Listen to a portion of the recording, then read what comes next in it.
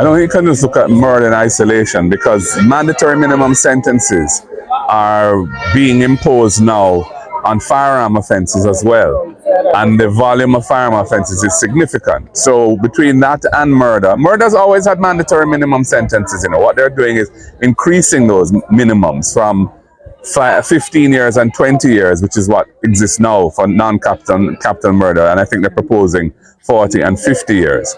And when you add to that the mandatory minimum sentence for firearms offences, what you're going to have is a growing prison population, because people will be in prison for much longer. So whereas the average duration of a prisoner in Jamaica is approximately, across all offences from minor to major, is I believe in the region of 3 years, that is going to be a much higher number going forward.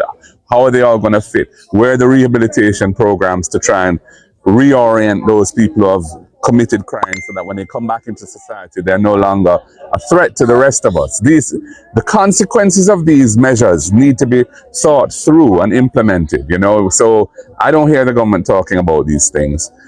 Yes, we all understand the need to be firm when it comes to dealing with serious criminal offenses, and we're in favor of that.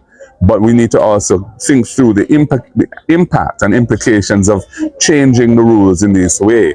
For example, the backlog in the criminal justice system, which has been cleared as a result of reforms that I implemented as Minister of Justice to encourage guilty persons to plead guilty and get a discount, so that they get out of the court system and into the prison system much quicker.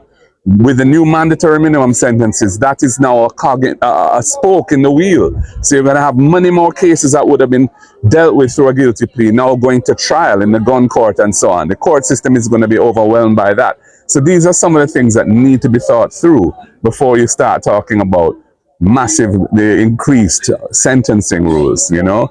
I just think you need to have a holistic approach when you're dealing with the criminal justice problem. And it's not just on the back end, which is the courts and the prison system, but it's on why is it that we have so many young people going into criminal activity? What's happening in the early childhood and primary schools that result in children matriculating to secondary and they're not ready for it?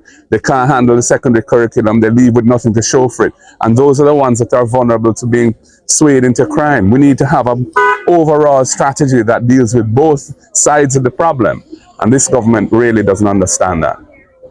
All right, thank you.